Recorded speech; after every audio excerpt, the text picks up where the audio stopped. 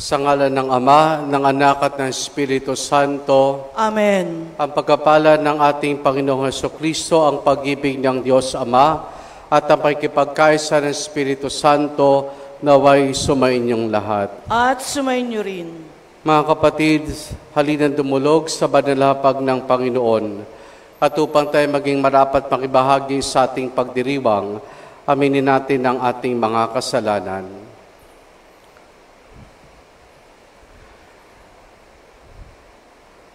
Inaamin ko sa makapangyarihang Diyos at sa inyo mga kapatid, na lubha ko nagkasala sa isip, sa salita at sa gawa at sa aking pagkukulang. Kaya isinasamo ko sa mahal na Birheng Maria, sa lahat ng mga anghel at mga banal, at sa inyo mga kapatid na ako'y panalangin sa Panginoong ating Diyos. Kaawaan tayo ng makapangyarihang Diyos, patawarin tayo sa ating mga kasalanan, at patnubayan tayo hanggang sa buhay na walang hanggan. Amen. Amen.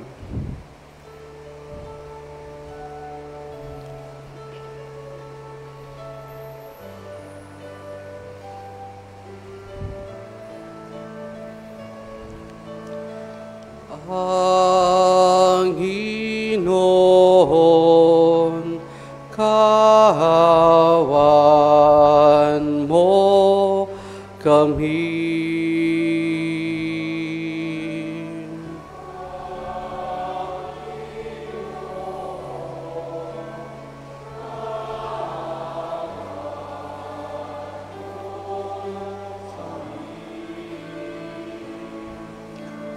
Kristo, kahawan mo kami.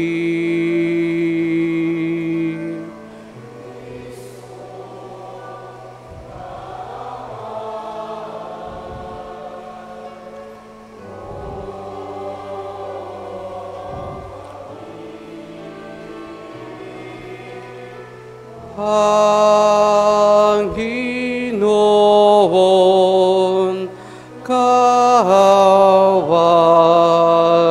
mo kami.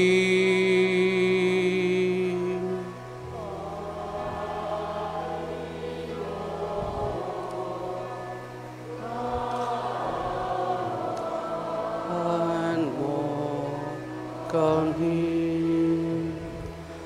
Papuri sa Diyos sa kaitaasan.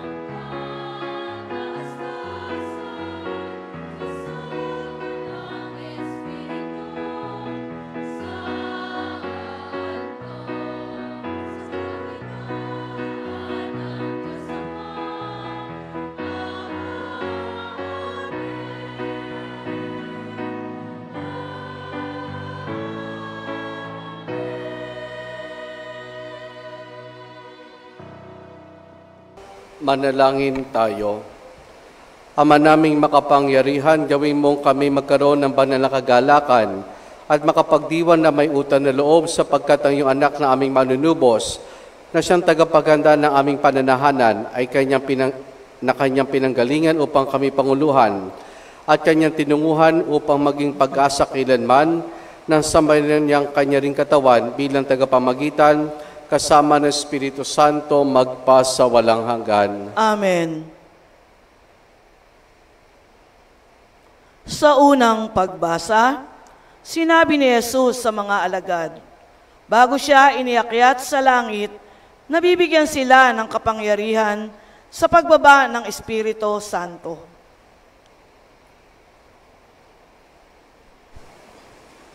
Ang salita ng Diyos mula sa mga gawa ng mga apostol. Mahal na Teofilo, isinalaysay ko sa aking unang aklat ang lahat ng ginawa at itinuro ni Jesus, buhat sa pasimula hanggang sa araw na siya'y umakyat sa langit. Bago siya umakyat, tinagubilinan niya sa pamamagitan ng Espiritu Santo ang mga apostol na kayong hinirang. Pagkatapos ng kanyang pagbabata, marami ulit siyang napakita sa kanila. Sa gayon, napatunayang siya'y buhay. Nagpakita siya sa kanila sa loob ng 40 araw at nagturo tungkol sa paghahari ng Diyos. At samantalang siya'y kasama-sama pa nila, kanyang tinagubilinan sila. Huwag muna kayong aalis sa Jerusalem. Hintayin ninyo roon ang ipinangako ng Ama na sinabi ko na sa inyo. Nagbinyag nga sa tubig si Juan, ngunit di na magtatagal at bibinyagan kayo sa Espiritu Santo. Kaya't nang magkasama-sama si Jesus at ang mga alagad, nagtanong ang mga ito, Panginoon, itatatag na ba ninyong muli ang kaharian ng Israel? Sumagot siya, ang mga panahon at sandali ay itinakda ng Ama sa kanyang sariling kapangyarihan, at hindi na kailangan pang malaman ninyo kung kailan iyon. Ngunit bibigyan ko kayo ng kapangyarihang pagbaba sa inyo ng Espiritu Santo, at kayo'y magiging mga saksi ko sa Jerusalem, sa buong Judea at Samaria at hanggang sa dulo ng daigdig. Pagkasabi nito, siya'y iniakyat sa langit samantalang nakatingin sila sa kanya at natakpan siya ng ulap. Habang sila'y nakatitig sa langit, 2 lalaking nakaputi ang biglang tumayo sa tabi nila. Mga taga-Galilea, sabi nila, bakit kayo narito't nakatingala sa langit? Itong si Jesus na umakyat sa langit ay magbabalik tulad ng nakita ninyong pag-akyat niya. Ang salita ng Diyos. Salamat sa Diyos. Habang umaakyat ang Diyos, ang tambuli tumutugtog. Habang umaakyat ang Diyos, ang tambuli tumutunog. Magdiwang ang lahat ng mga nilikha. Pumalakpak kayong may awit at tuwa. Bilang pagpupuri sa Diyos na dakila, ang Diyos na poon, kataas-taasan, ay dakilang haring dapat katakutan.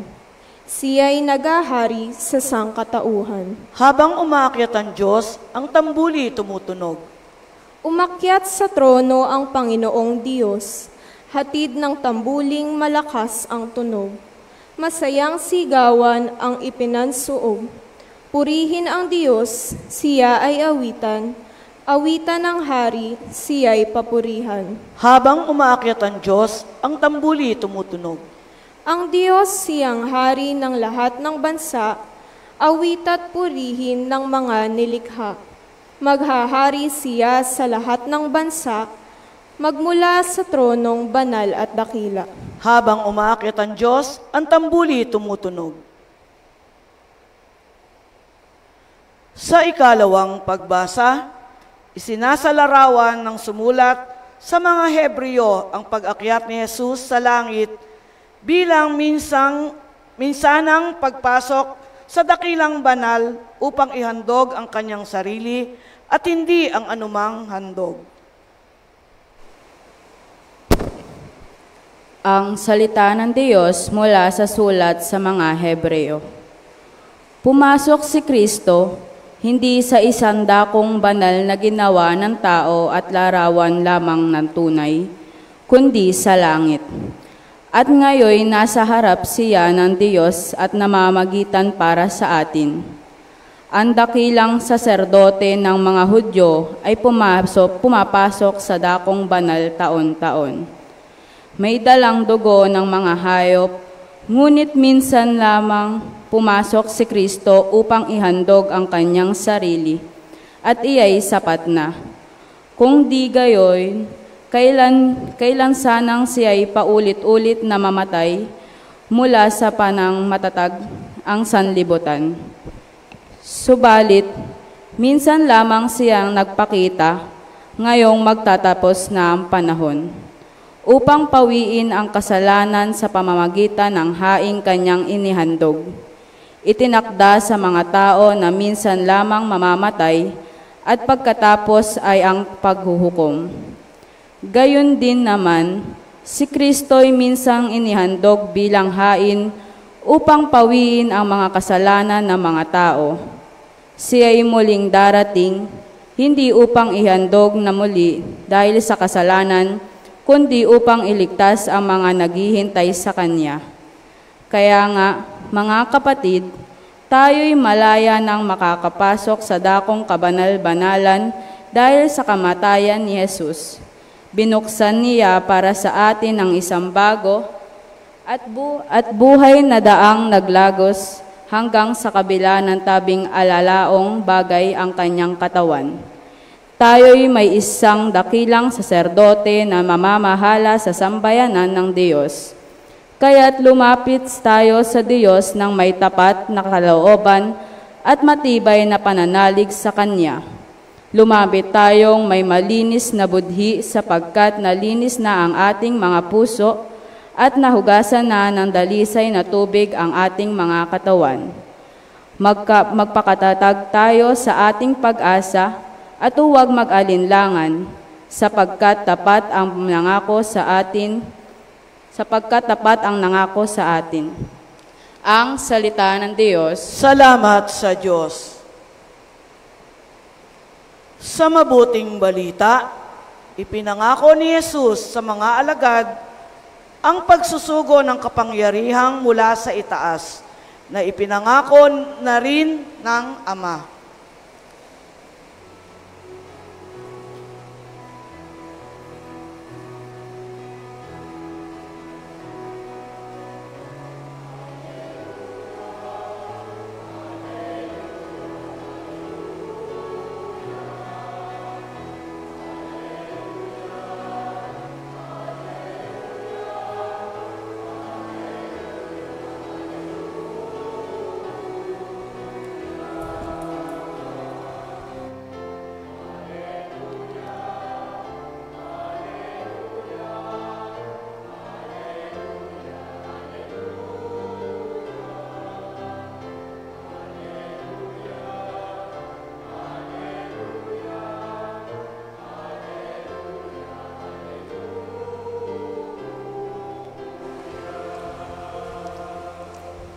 Sumainyo ang Panginoon. At sumainyo rin. Ang wakas ng mabuting balita ng Panginoon ayon kay San Lucas. Papuri sa iyo, Panginoon. Noong panahong iyon, sinabi ni Jesus sa kanyang mga alagad, ganitong nasusulat, kinakailangang magbata ng hirap at mamatay ang Mesiyas at muling mabuhay sa 3 araw. Sa kanyang pangalan, ang pagsisisi at kapatawaran ng mga kasalanan ay dapat ipangaral sa lahat ng bansa magmula sa Jerusalem. Kayo mga saksi sa mga bagay na ito. Tandaan ninyo, susuguin ko sa inyo ang pinangako ng aking Ama. Kaya huwag kayong aalis sa lungsod hanggat hindi kayo napagkakalooban ng kapangyarihan mula sa itaas. Pagkatapos sila isinama ni Jesus sa labas ng lungsod. Pagdating sa Betania, itinaas niya ang kanyang mga kamay at pinagpala sila. Samantalang ginagawa niya ito, sila na may lumalayo, paakyat sa langit. Siya'y sinamba nila. Pagkatapos sila'y nagbalik sa Jerusalem, taglay ang malaking kagalakan. Palagi sila sa templo at do'y nagpupuri sa Diyos. Ang mabuting balita ng Panginoon. Pinupuri ka namin, Panginoong Hesukristo. Mga kapatid, sa ating pang-araw-araw na buhay ay may mga pagkakataon na kinakailangan nating pumili. There are choices in life. Halimbawa po, alin ang pipiliin natin? Full payment o partial payment? Anong pipiliin natin? Goodbye o hello? Anong pipiliin natin? Pagdating o paglisan? Anong pipiliin natin? Pagsilang o kamatayan? Para sa ilan, madali yung pagpili. Halimbawa, yung binigay natin, iba sa ating tsak pipiliin yung full payment na sa ngayon, wala nang utang. Pipiliin natin yung pagdating, yung hello, kasi ibig sabihin nun, magdudulot ito ng kagalakan sa atin. Pipiliin natin ang pagsilang dahil ito'y hudyat ng bagong buhay at dahil bagong buhay, ito ay puno ng pag-asa. So, very positive yung mga pipiliin natin. Pero alam niyo mga kapatid, sa buhay natin, meron din tinuturong aral sa atin at may kahalagahan yung kakulangan o yung sasabi natin incomplete, yung hindi full. Yung paglisan at gain din ang goodbyes. Mga kapatid, kayong linggo ito'y ipinagdiriwang natin ang dakilang kapisan ng pag-akyat ng ating Panginoon sa kalangitan. Yung sanaysay nito ay ating natunghayan sa ating unang pagbasa mula sa gawa ng mga apostol. At ang paglisan ni Jesus ay goodbye. Ang paglisan ni Jesus, kung titignan natin, ay magdudulot sana ng kalungkutan, lalo tigis sa kanyang mga apostol. Pero kung titignan natin, sabi sa Ebanghelyo, matapos sumakat si Jesus sa kalangitan, ang mga apostol ay nagbalik sa Jerusalem, taglay ang malaking kagalakan. Palagi sila sa templo at doon nagpupuri sa Diyos sa tinihintay ang pagdating na ipinangakong patnubay. Ngayon, ano tinuturo sa atin ng paglisan ng ating Panginoon? Tatlong mahalagang bagay po. Una, na pinapaalala sa atin dito ay si Jesus ay Diyos. Jesus is God. Ang kanyang pag-akyat sa kalangitan ay pagpapatunay na siya ang Diyos. Ang kanyang pag-akyat sa kalangitan ay nagpapatunay na siya ang Diyos. Dahil kung di umakyat si Jesus sa kalangitan at siya nanatili dito, maaaring isipin natin mga tao na siya'y tao lamang din. Sa kanyang pag-akyat sa kalangitan, siya'y bumalik, umuwi lamang sa kanyang tunay na tahanan. Kaya yung unang katotohanan pinapaalala sa atin tungkol sa pag-akyat ni Jesus sa kalangitan na siya ay Diyos. Jesus is God. Yung pangalawa, ito. Kung si Jesus po ay hindi umakyat sa kalangitan, anong isipin nating mga tao? Nang pinakamahalaga ay ang mundo kung saan tayo naroroon. Kung si Jesus ay hindi umakyat sa kalangitan, ang isipin nating parating mga tao ng mundo ang pinakamahalaga. Pero dahil si Jesus ay umakyat sa kalangitan, dito'y pinapahayag niya na mas mahalaga ang kalangitan. Ito yung pangalawang tinuturo sa atin. Heaven is more important. Ang kalangitan ay higit na mas mahalaga kaysa mundong ating ginagalawan at tinitirhan. Kung titignan po natin mga kapatid, mahalaga na maging masaya tayo sa mundo. Mahalaga na malusog ang ating pangangatawan dito sa mundo. Mahalaga na maganda tayo sa mundo. Pero lahat ng iyan, lumilipas. Kaya ang pinapaalala sa atin ay ang langit ay mas mahalaga kaysa mundo. Kaya ito'y paanyaya sa atin na Panginoon na ituon din natin ang ating mga sarili, ang ating isipan at ating puso sa langit. Ito yung final destiny ng bawat isa sa atin. Hindi ang hukay ang huling hantungan natin, kundi ang kalangitan kung saan ay ipinaghanda tayo ng ating Panginoon ng malulugaran sa bahay ng kanyang Ama sa kalangitan. At yun yung pangalawang tinuturo sa atin. Ang langit ay higit na mahalaga kaysa mundong ating tinitirahan at kinaroroonan. Yung pangatlo na pinapaalala sa atin ng kapisang ito ay ito. Kung si Jesus ay hindi umakyat sa kalangitan, ang responsibilidad ng pangangaral mabuting balita ay mananatili na lamang sa Kanya. Kundi siya umakyat, ang responsibilidad na ipahayag ang tungkol sa paghahari ng Diyos ay mananatili sa Kanya. Tandaan natin, yan ang naging misyon ng Panginoon. Nung siya'y magkatabang tao, ang ipahayag ang mabuting balita, ang ipahayag ang paghahari ng Diyos.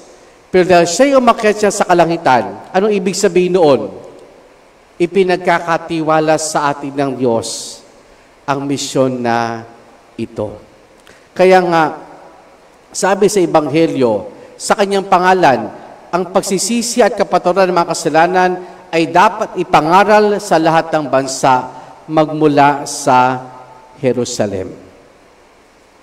Sa atin ipinagkakatiwala ang responsibilidad sa pagpapatuloy na pagtatatag ng paghahari ng Diyos at pagpapahayag ng mabuting balita ng kaligtasan. Si Jesus ay Diyos, higit na mahalaga ang kalangitan at sa atin ipinagkatiwala ang responsibilidad na ipatuloy na ipahayag ang mabuting balita ng kaligtasan. Mga kapatid, kung isipin po natin, when do we learn the most important and beautiful lessons in our life? Kailan natin natututunan ang pinakamahalaga, pinakamagandang aral sa ating buhay? Ito ba yung mga pagkakataon na tayo nagtatagumpay o tayo yung nabibigo? Ito ba yung mga pagkakataon na tayo masaya o yung mga pagkakataon tayo ay malungkot? Ito ba yung mga pagkakataon na maayos ang buhay o nakakaransay ng pagsubok sa ating buhay? Ewan ho kung papayag kayo at maniniwala kayo sa akin na yung pinakamagandang aral sa buhay natin ay higit nating natututunan sa mga pagkakataong tayo ay bumabagsak, sa mga pagkakataong tayo ay may mga pagsubok, sa mga pagkakataong tayo ay, sabihin natin, malungkot. Kasi doon natin higit nakikita yung mga kalawakan ng buhay.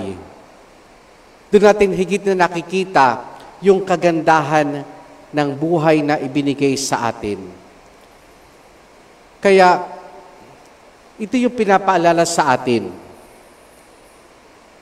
na kahit padalas pipiliin natin kung ano yung kumpleto, yung pagdating, yung pagsilang, may mga aral ding itinuturo sa atin ang paglisan, ang kakulangan, maging ang kalungkutan sa ating buhay. Tandaan natin, si Jesus ay Diyos, pinakamahalaga ang langit, at sa ating pinagkakatiwala ang responsibilidad na patuloy na itatag ang kanyang paghahari. Amen.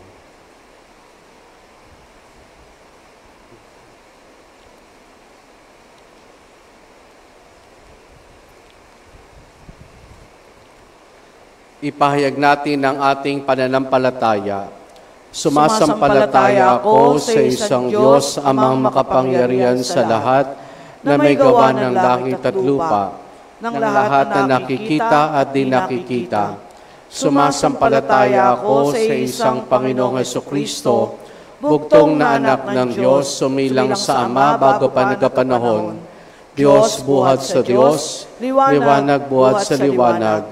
Diyos sa totoo, buhat sa Diyos sa totoo, sumilang at hindi ginawa. Kaysa ng Ama sa pagka-Diyos at sa pamamagitan niya ay ginawa ang lahat. Dahil sa ating mga tao at dahil sa ating kaligtasan, siya'y ganawag mula sa kalangitan. Nagkatawang tao siya lalang ng Espiritu Santo, kay Mariang Biret naging tao. Ipinako sa krus dahil sa atin, nagpakasakit sa hatol ni Poncio Pilato, namatay at inilibing. Muli siyang nabuhay sa ikatlong araw ayon sa banal na kasulatan. Umakyat siya sa kalangitan at lumuklok sa kanan ng Amang may kapal. Paririto siyang muli na may dakilang kapangyarihan upang hukuman ang mga buhay at mga patay. Sumasampalataya ako sa Espiritu Santo, Panginoon at nagbibigay buhay, na nanggagaling sa Ama at sa Anak. Sinasamba siya pinararangalan kaysa ng Ama at ng Anak. Nagsalita siya sa pamamagitan ng mga propeta. Sumasampalataya ako sa isang banal na simbahang katolika at apostolika, gayon din sa isang binyag sa kapagpapatawad ng mga kasalanan, at iniintay ko muling pagkabuhay ng mga namatay at ang buhay na walang hanggan. Amen. Mga kapatid, kahit namumuhay tayo sa mundo, hindi tayo nabibilang dito. Manalangin tayong walang maligaw na tao bagkus makasunod kay Kristo ng totoo. Ating isamo, Panginoon, panalangin namin iyong dinggin. Panginoon, panalangin namin iyong dinggin.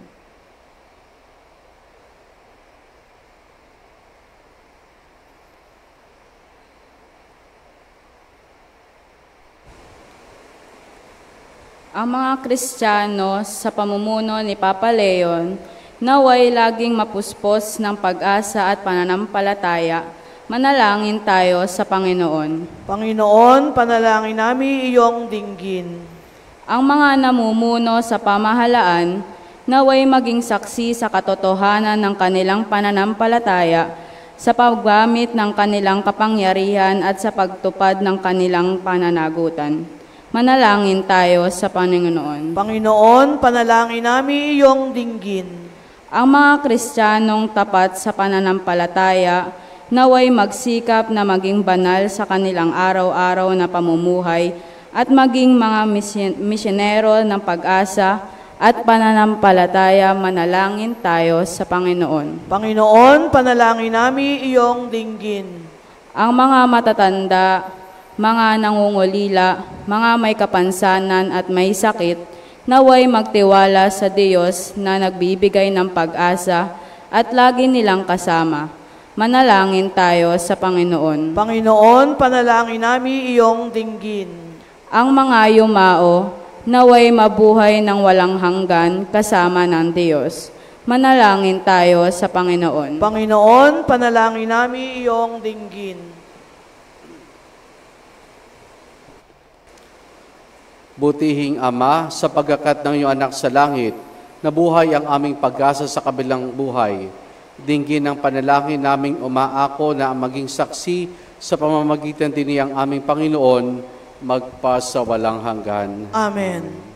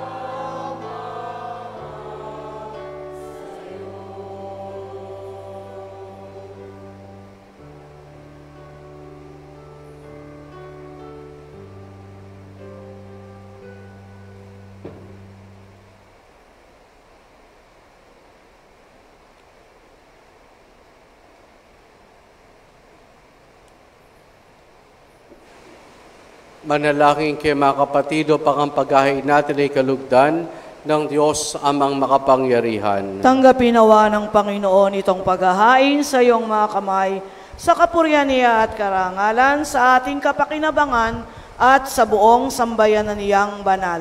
Ama naming lumikha, pakundangan sa pagakat ng anak mong mahal, ginaganap namin ang paghahain ng may kapakumbabaan at ipagkaloob mo sa ganitong pagkapalitan ng mga kaloob mo at ng aming mga alay. Kami makasalo sa pagkabuhay at pagkakit niya sa kalangitan sa pamamagitan ni Jesus, kasama ng Espiritu Santo, magpa sa walang hanggan. Amen. Sumayin niyo ang Panginoon. At sumayin niyo rin. Taas sa Diyos sa inyong puso at diwa. Itinaas na namin sa Panginoon. Pasalamatan natin ang Panginoong ating Diyos. Marapat na siya ay pasalamatan. Ama naming makapangyarihan, tunay nga marapat na ikaw ay aming pasalamatan. Kasama at kamatayan matapos sa lupigin ng anak mong si Jesus sa Panginoon namin. Siya ngay umakyat sa iyong piling bilang haring dakilang sinasamba ng mga anghel. Siya ang aming tagapamagitan nakikiusap sa iyo para sa tanan. Siya ang tagapasya sa lupa't kalangitan. Hindi niya iwinaksi ang aba naming pagkatao sa pagduklok sa kanan mo, sapagkat kami ang katawan at siya ang ulo, sapagkat niya'y katiyak ang sasapit kami sa iyo. Kaya kaisa ng mga anghel, nagsisiawit ng papurisan ng walang humpay sa kalangitan, kami nagbubunyi sa iyong kadakilaan.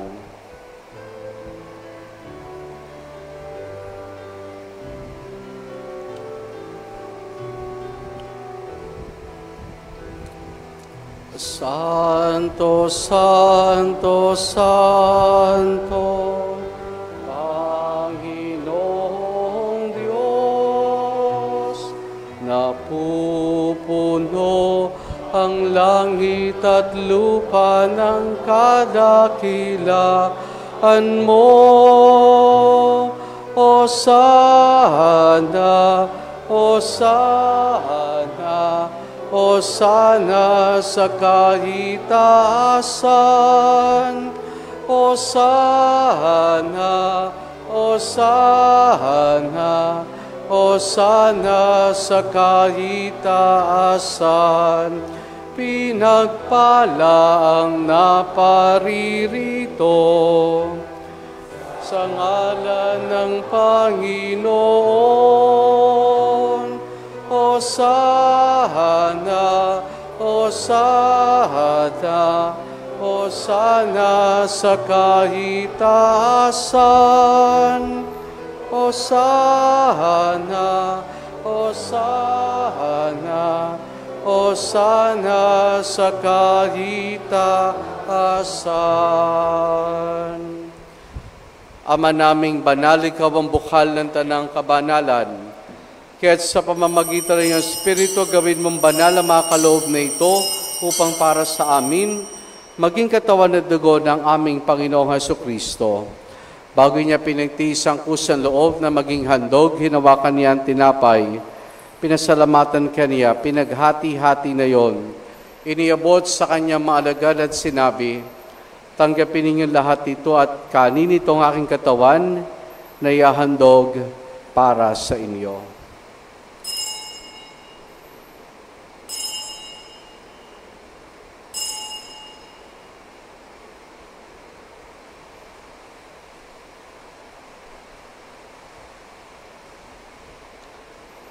Gayun din naman na matapos ang hapunan, hinawakan niya ang kalis.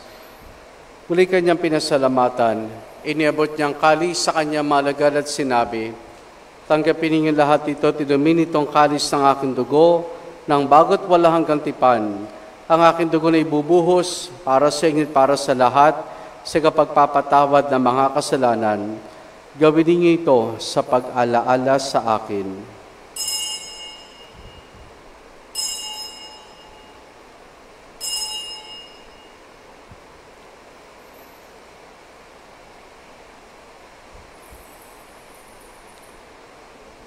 Ang misteryo ng ating pananampalataya. Si Kristo ay gunitahin,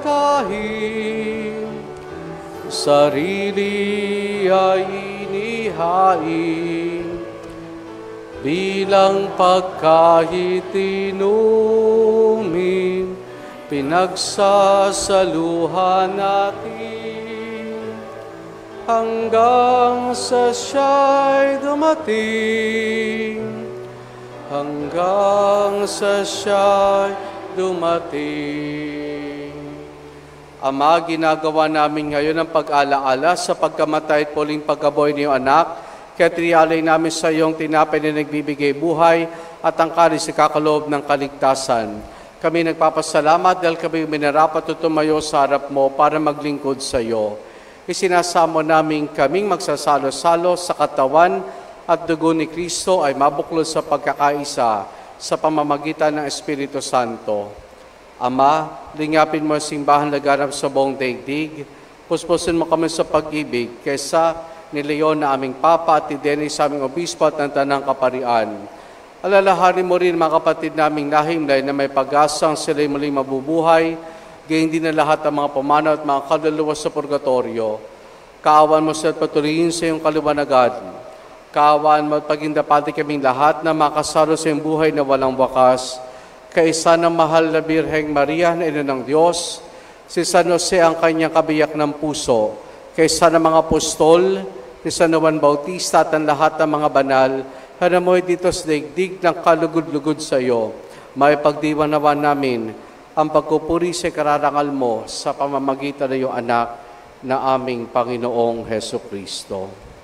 Sa pamamagitan ni Kristo, kasama niya at sa Kanya, ang lahat ng parangal papuri sa iyo, Diyos Amang makapangyarihan, kasama ng Espiritu Santo, magpasawalang hanggan. Amen. Amen. Amen. Amen.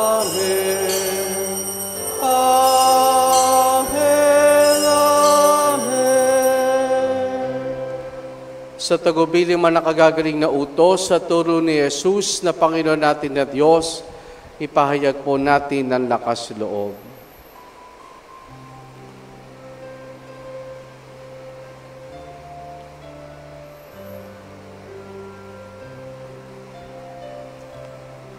Ama namin, sumasalangit ka, sambahin ang ngalan mo, mapasamin ang kaharian mo, sundin ang loob mo, dito sa lupa para nang sa langit. Bigyan mo kami ngayon ng aming kakanin sa araw-araw at patawarin mo kami sa aming mga sala para ng pagpapatawad namin sa nagkakasala sa amin, at huwag mo kaming ipahintulot sa tukso, at iadya mo kami sa lahat ng masama.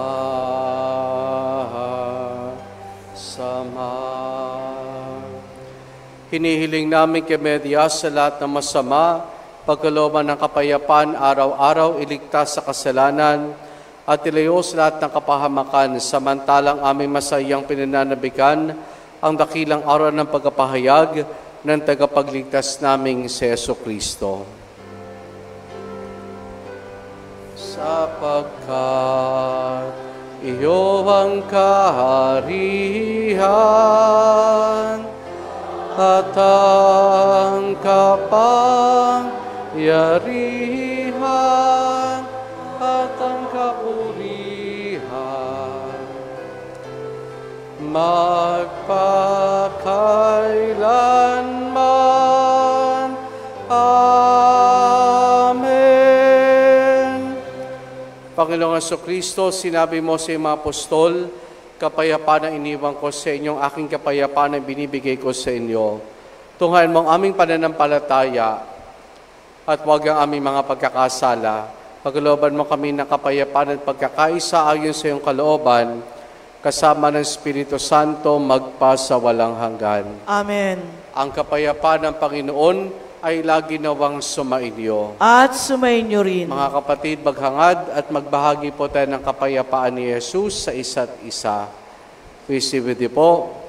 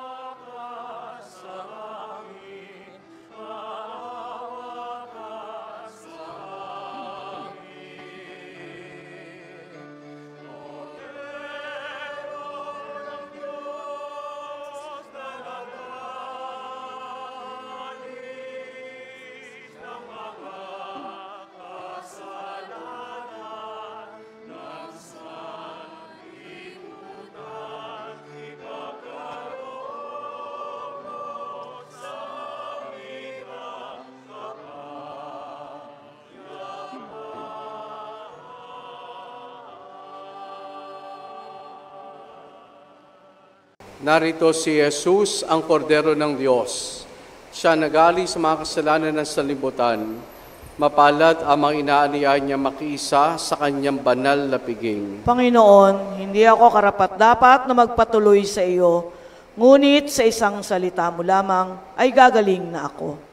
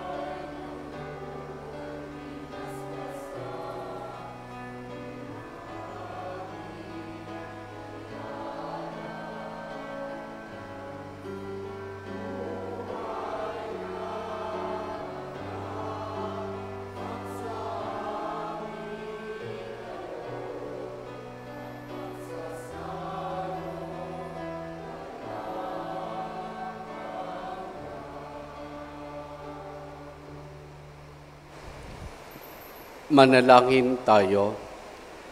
Ama naming mapagmahal, pinagkakalooban mo kami ng pagkakataon na kuhin sa lupa ang ginagawa mo at nilalayon. Gawin mo ang loobin namin ni matuon sa iyong pinagluluklukan sa anak mo ngayon upang kaparis naming tao sa piling mo, siya'y mamagitan kasama ng Espiritu Santo magpa sa walang hanggan. Amen. Sumayin niyo ang Panginoon At sumayin niyo rin. at pagpalain tayong lahat ng mabuti't mapagmahal na Diyos Ama, Anak at Espiritu Santo. Amen. Naialin na natin ang pagdiriwan ng banal na misa, humayo tayo ito ng ating mga sarili sa kalangitan. Salamat sa Diyos. Purihin po natin ang ating Panginoon.